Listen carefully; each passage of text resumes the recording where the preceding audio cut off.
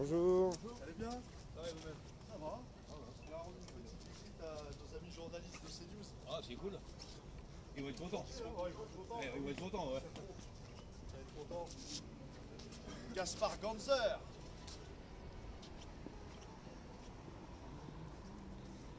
Donc devant CNews. Ouais, là, on est en pleine action là. Les citoyens. Pas citoyen. Non, ils se sentaient pas citoyens. Notre ami nous rejoint après.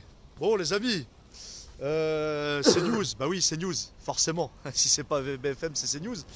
Parce que Pascal Praud, plus le temps avance, et puis il commence vraiment à emmerder le monde celui-là. Donc pour le coup, on vient ici pour lui montrer notre présence symbolique, qu'il faut qu'il arrête de prendre les gens pour des imbéciles.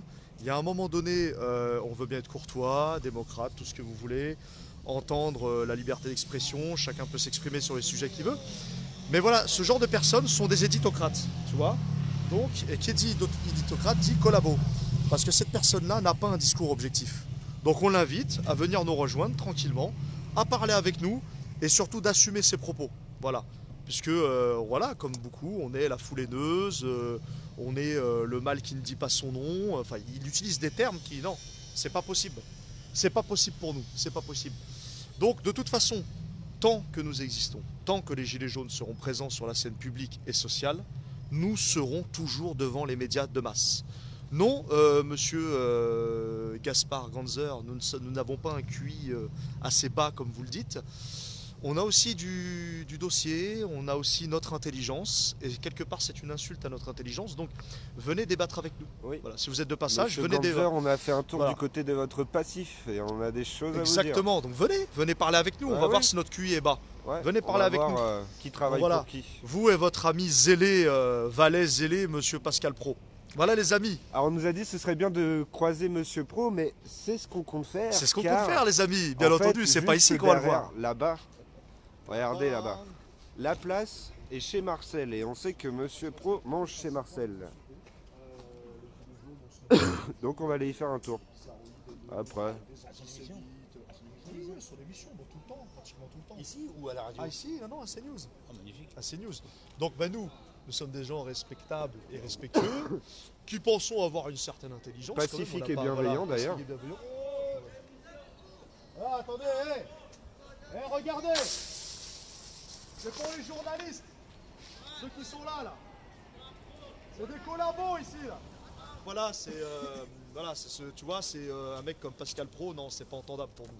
C'est pas entendable, il manque de respect aux gens. Donc nous, comme on est pacifique et bienveillant, comme dit mon collègue, on aimerait parler avec lui, tout simplement. Voilà. Qui descendent, qui prennent le temps 5 minutes. Mais bon, je pense pas que ça soit possible, évidemment. Bah, s'il va vous voir, déjà c'est un flipper, il va grave flipper. Pourquoi? Ah oui. Voilà. Il va flipper. C'est incroyable. Mais il flippe ces gens-là.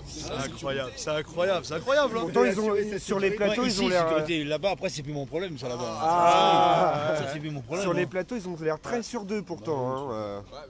C'est vrai qu'ils ont une grande bouche sur les plateaux. Les chiens qui aboient, ils mordent jamais. Alors les amis, petite précision pour ceux qui viennent nous rejoindre, CNews appartient au groupe Bolloré, Vincent Bolloré, Évidemment. qui fait partie de la vingtaine d'oligarques qui contrôlent la France, clairement, par des moyens financiers et des groupes de pression. Donc voilà. Et monsieur Pascal Praud tapine pour monsieur Bolloré. Très bien, c'est bien. C'est bien. Il va la gamelle, C'est bien. non? Tapine, C'est bien. vraiment? Il tapine, non, il tapine. Tu vas jusqu'à tapiner. Oui. Là, c'est plus de la gamelle, hein, c'est...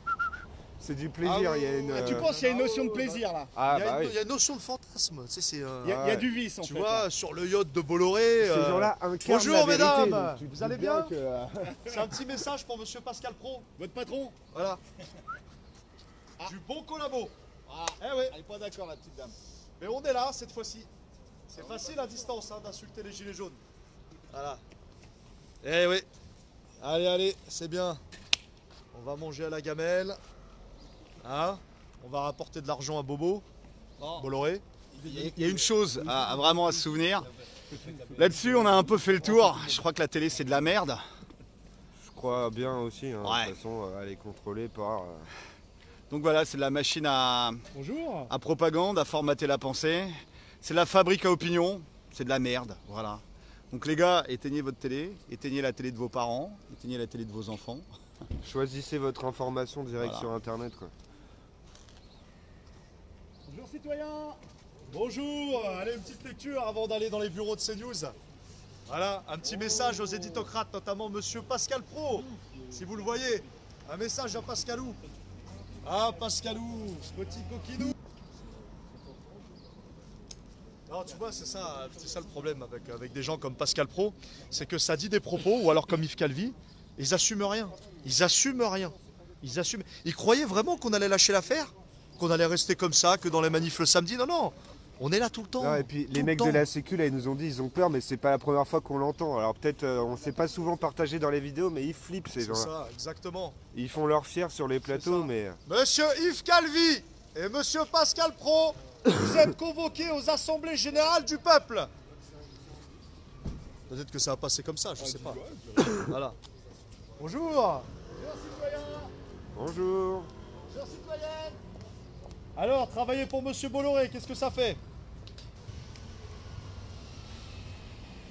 Non, voilà, les amis, renseignez-vous. Donc, comme c'est un média qui appartient à Monsieur Bolloré, donc il a racheté tout ça au groupe Canal+, via Vivendi.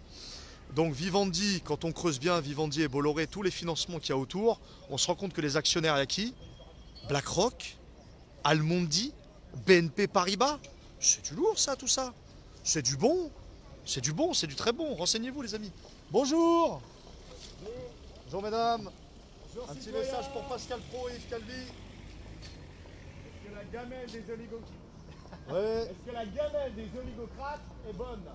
Est-ce que Ah, les bouffer pour Bolloré, oligocrates, ça oh, fait du putain. bien? Oligocrates. Les oligocrates, c'est pas mal.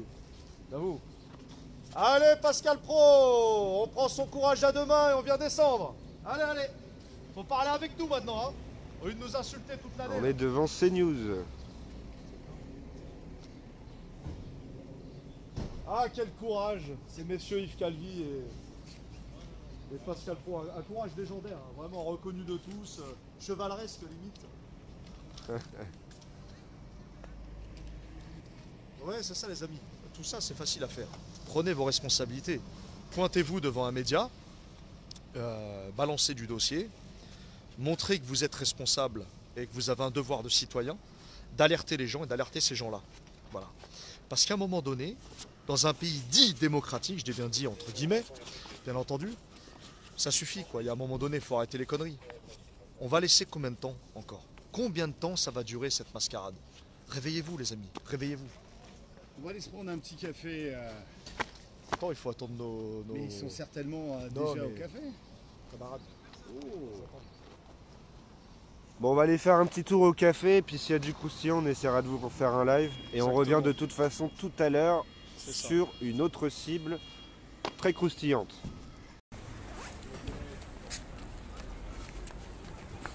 Ben oui Pascal, ben nous on vient t'accueillir. C'est notre manière à nous en fait de dire qu'on t'aime, tu vois. Voilà. On t'aime. Hein? Pascal Pro, on t'aime. On t'aime Pascal. On a envie de parler avec toi. Un On petit l'aime. autographe sur mon gilet. On l'aime Pascal? On le mettrait où l'autographe là? Une petite voilà, petit coin ici là. Il y a de la place. Hein. Voilà. Bah, ben, moi j'ai de la place. Hein. Allez Pascal, un peu de courage. On vous lance un avis de recherche, messieurs dames, on cherche Pascal Pro. Ah oui, bon on l'attend, il est là. On s'inquiète pour lui. Vous voyez, il est aimé Pascalou. Hein. Ah, ce petit coquin, il est aimé par tout le monde, vraiment.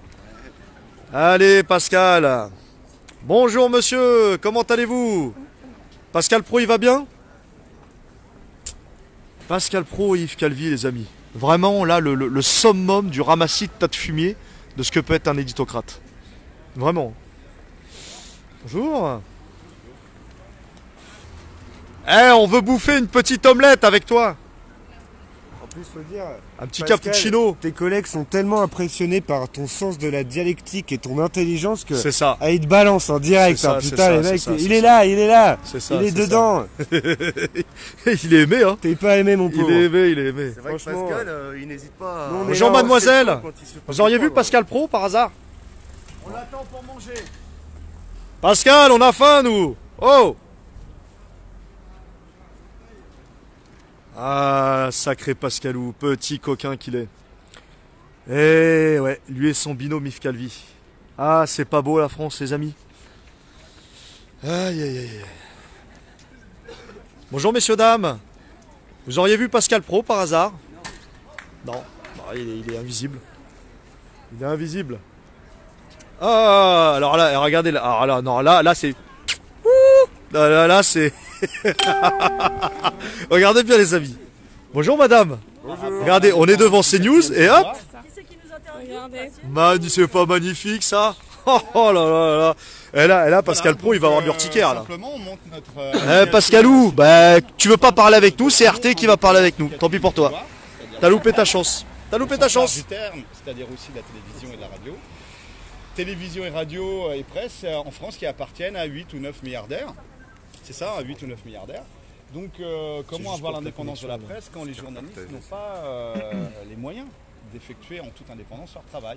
Il faut savoir que dans la presse française, au sens large du terme, il y a 70% d'embauches en CDD où c'est de la pige.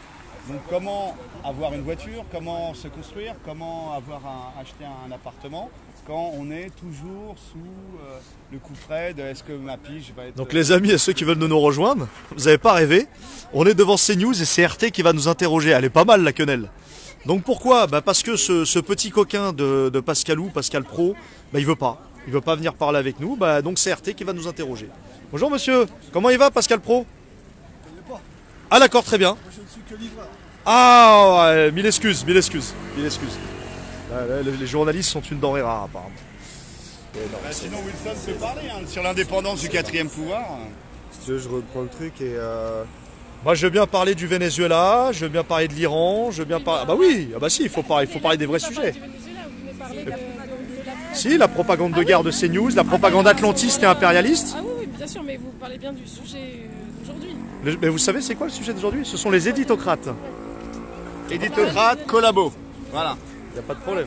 Voilà les amis, donc là il y a une journaliste de Russia Today qui est venue faire son métier de journaliste, savoir pourquoi des citoyens sont devant C8 et CNews.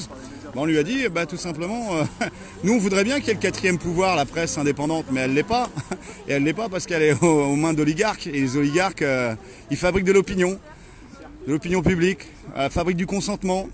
Et il faut savoir que tous ces médias sont absolument pas rentables. Et en fait, c'est des usines à propagande. Donc s'ils investissent autant d'argent dans les médias, c'est que ça leur sert. Et ça sert à des intérêts à la fois, bien sûr, politiques, avec des renvois d'ascenseurs de leurs amis politiques, mais aussi à des intérêts économiques. Et là, on pense à la société de consommation, à l'hédonisme, au matérialisme.